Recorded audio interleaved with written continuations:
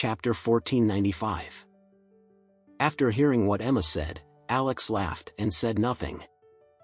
He knew why Mr. Richard stopped talking about this after he got married to Emma.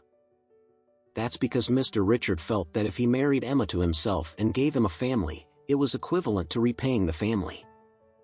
But he would naturally not tell Emma about this. At this moment, Emma suddenly looked at the sky and said with joy, "Wow! It's really snowing now."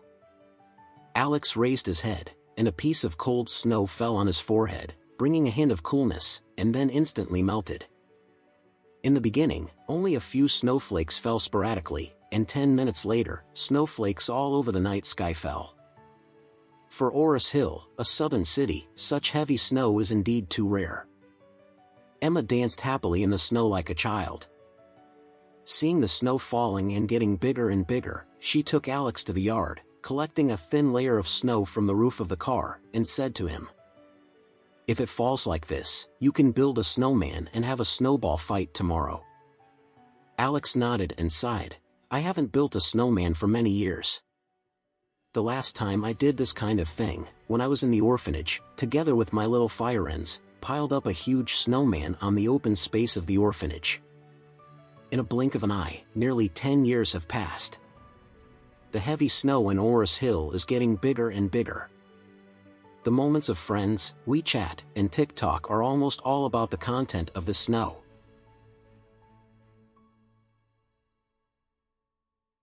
Even Mr. Song posted a Moments of Friends and took a picture of the snow scene from the upper floor of the villa. The photo is accompanied by 5 words, "Blessings of the Year." Actors also posted to Moments.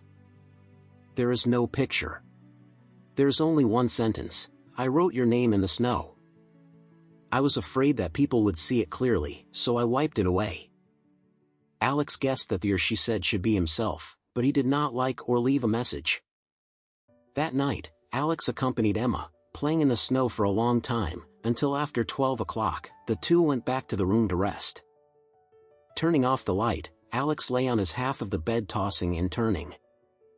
Now, there are less than 10 hours left before his return to Eastcliff in 18 years. Emma didn't fall asleep either. At night, she suddenly got into Alex's bed from his bed, hugged H.M. from behind, and said emotionally in his ear, "My husband, you will leave tomorrow, I will miss you." Alex nodded lightly, stroking her tender hands, with emotion in his heart. Alex hardly fell asleep this night. Fortunately, his body has long been different from ordinary people. Even if he stays up all night, there is no discomfort. Since it was 10 o'clock in the morning, he had to arrive at the airport before 9 o'clock, so Alex got up very early. When he got up, Emma, who had made snowmen until 12 o'clock last night, hadn't woken up yet. Alex didn't want to disturb her either. He left a note on the bedside and wrote, "My wife, I'm leaving. Do wait for me to come back."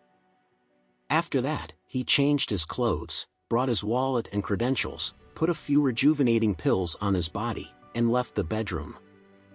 When he got downstairs, Elaine, the mother-in-law wearing an apron, immediately drove out from the kitchen and said affectionately, "Oh, my son-in-law, why do you get up so early today?" Alex said, "I'm going to Eastcliff today, and I won't be back in a few days." Elaine hurriedly said diligently, "Oh, going today? Mom made you preserved egg and lean meat porridge. Eat a bowl before you go." Alex waved his hand. "No, the plane is earlier, I have to go there earlier." Elaine said hurriedly, "Oh, then I'll give it to you." After speaking, she hurried out and followed Alex all the way to the door. "Good son-in-law, do you want me to drive you to the airport?" Alex shook his head. "No, I'll take a taxi." Elaine blurted out, "Why don't you let your dad drive you? Anyway, he is idle all the time."